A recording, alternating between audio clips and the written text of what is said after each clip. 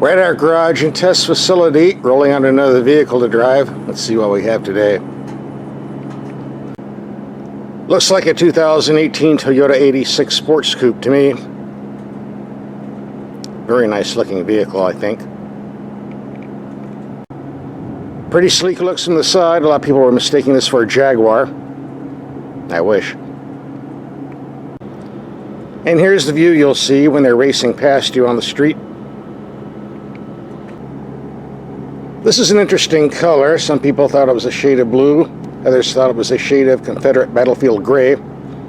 Although we're not allowed to use the word Confederate in the media anymore, thanks to the censorship. I looked at the paperwork. Toyota calls this color Thunder. That's it. What can I tell you? It does look good though. The Toyota 86 is also sold as the Subaru BRZ. It was a joint project between both companies. And for a while it was sold as the Scion FRS. A lot of used ones still out there. But pretty much all three are the same vehicle, aside from minor changes. The starting price is right around $26,000. This was the GT Black package. Has a lot of cosmetic goodies like this rear spoiler. I won't go into the other details to keep the video short. Just say this one was $29,000. Still a good deal. Unlike other companies that lowball you with a low price and then jack up all the options, that doesn't happen here. About the only significant option you're going to find is ordering the automatic transmission over this base 6-speed manual. That's about it as far as major cost goes. Under the hood, a 2-liter flat-4 Subaru designed engine putting out 205 horsepower. As you can tell, flat-4 engines are extremely wide, but they're also extremely low, which makes for a low hood roofline. Just the thing you want in a sports car like this. Fuel economy for the manual car is 21 city, 28 highway, with an average of 24. If you order the automatic transmission instead of the 6-speed manual, your listed fuel economy will jump from 21 to 28 mpg to 24 to 32 mpg. And the automatic is a lot easier to live with in day-to-day driving, although this manual shifter is a bit more fun to drive. Take your pick. We're going to be racking up a lot of miles to get the real-world fuel economy, so you might want to stay tuned for the rest of this video. Right now I'm averaging 25.5 in mixed commuting. One of the first things we do when we get a vehicle is take the headlights out in the dark and see how they perform. A service that's rarely provided by other YouTube car testers, which is why you should be watching me and not them. So let's take these out and see what they do. It's dark enough. Let's check out these lights and see how they perform. Look pretty bright to me. Here we have the low beams on the building 100 feet away. Very bright, good height. Go to high beam. Very bright, wide enough. Now we'll go to a longer distance of 300 feet. Here we have the brights on the building 300 feet away. Very bright, very wide, very nice. Go to low beam. Reaches out around 265 feet. No complaints from me. Excellent lighting. As you can see on the dash, it's 106 degrees outside today. And I'm rather curious to see how this paint job reflects heat in the sun. So we'll take our little instrument here and do some examinations. Here we have white paint. 117 degrees. Here we got black paint. Whoa, 174 degrees.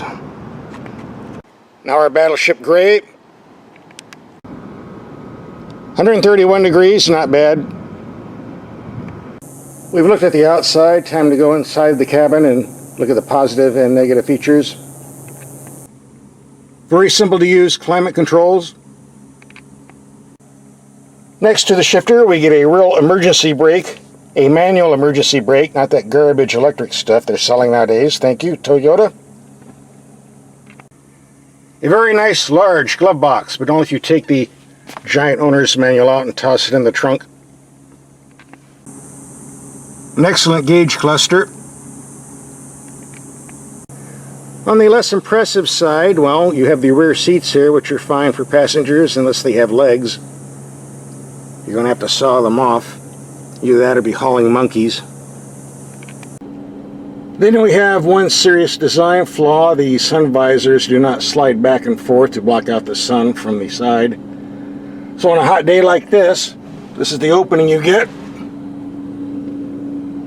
with the sun coming right on your face. It would be very, very easy to fix this at a stroke of a pen, but Toyota doesn't want to do it. So you have to find another solution, maybe tint the windows or something. And last but not least, you would think for 30 grand you would get satellite radio, but something you have to do after you purchase the vehicle. Sorry guys, AM/FM just doesn't cut it anymore.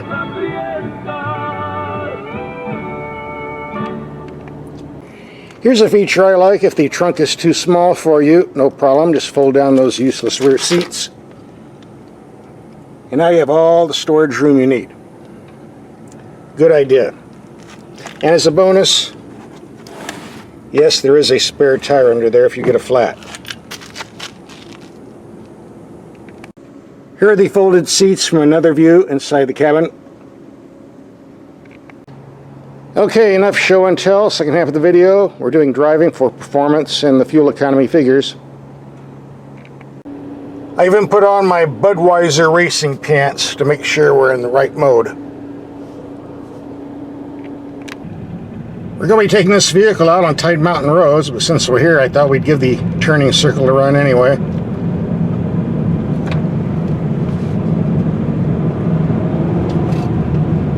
We have a lot of loose salt on the pavement for some reason, but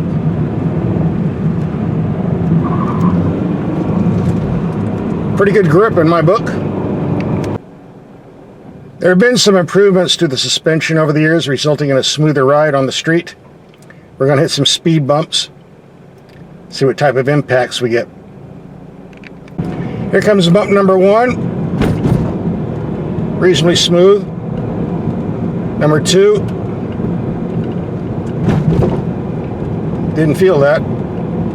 Number 3. And here comes the nasty one.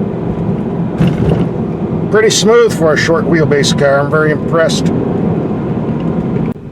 The power steering doesn't have the precise feel of the old days, but it's responsive enough. No complaints here, really. By the way, this is one of the few Toyotas that requires premium gas. So you're just going to have to pay up to fill up. $3.91 a gallon, what a ripoff. What am I, California? Now that we've filled the gas tank with that overpriced fuel, which is my fault for going to a gas station next to a freeway, we're going to do some long highway tests and rack up some miles to get the fuel economy readings. Just a couple of footnotes. Number 1, the microphone in this camera has a habit of picking up strange noises that it really shouldn't, making the interior sound noisier than they really are. Basically, this is a pretty quiet car, but you're going to hear a lot of rumbling noises on the microphone here. It's totally exaggerated. Also, it's going to be about 110 degrees outside today, so I'm going to have the air conditioning on full blast.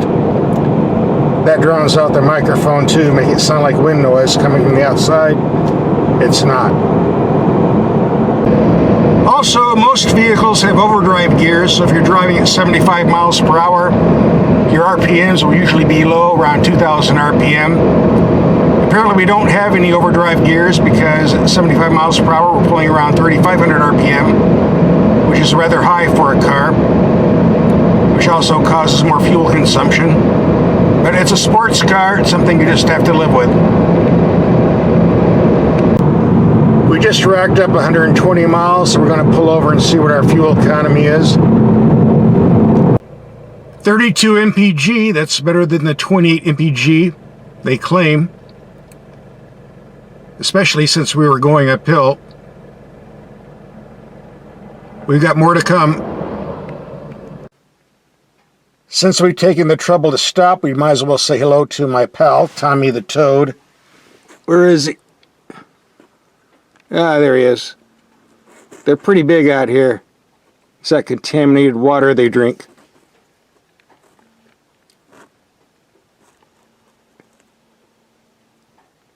Well, time to get moving. The high-speed stability of this vehicle is excellent.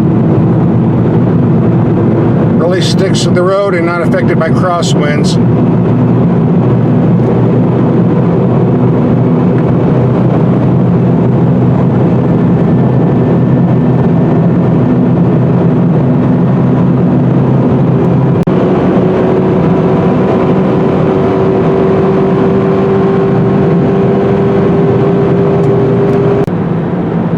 On tight mountain roads, this car really delivers. Very low, excellent weight distribution, and enough engine power if you shift the gears right.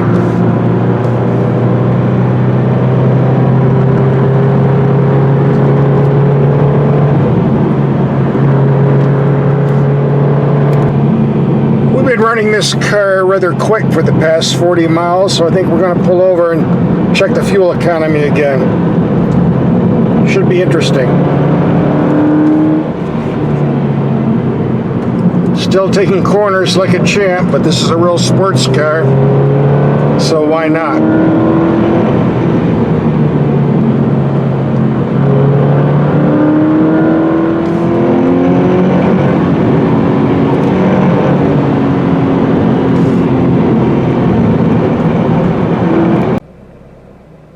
All that hard driving, going around mountain curves uphill, and it only dropped to 29 mpg.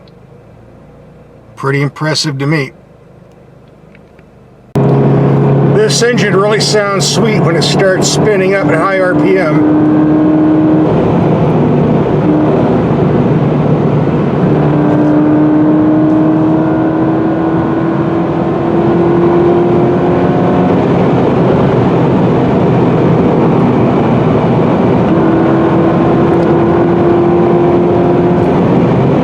Again, we have that great handling, sticking to the road.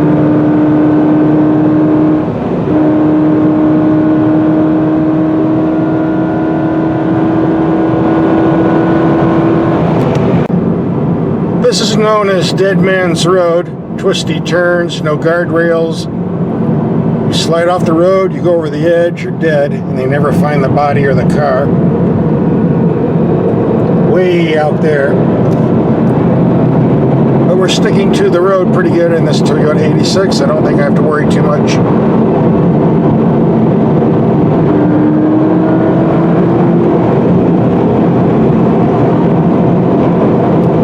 And not what you want to see when you're coming around a corner at 50 miles per hour. Nice horns. I won't bend over in front of you. Another reason they call it Dead Man's Curve. Hit one of those at night, see what happens. We're going to pull over and take a break and check the fuel economy. Just a note in regards to the 274 miles we put on today, these seats are fairly comfortable for the first couple hours, but when you're getting near that 300 mile mark, not so comfortable, but this is not intended to be a car for long trips, so no big deal. It's a sports car intended for short trips. But we have to mention things like this because that's what you do when you test cars. Let's add up the numbers. We did 120 miles of freeway driving, got 32 miles per gallon. We tacked on another 150 miles of sports car performance driving for a total of 274 miles. Total fuel consumption, 29.4 mpg, which I would say is pretty good. We put 500 miles on the clock in 1 week of driving. Our real-world fuel economy is 22 in the city, 24 in mixed commuting, and 32 on the highway. Impresses me. And with that, we're going to wrap up this test. In my conclusion, this is a true sports car, no doubt about it. Number 2, it's far more comfortable to drive than it needs to be. Unusual for a small sports car. Number 3, the price is right. If this was a European car, you'd be paying twice as much. And since it's made by Toyota and Subaru, it will still be running long after the warranty runs out. Unlike European cars that start dying once the warranty runs out. If you want to put a little fun in your life, this is money well spent. We've got some links to other performance cars we've driven lately. Just click on the link and watch.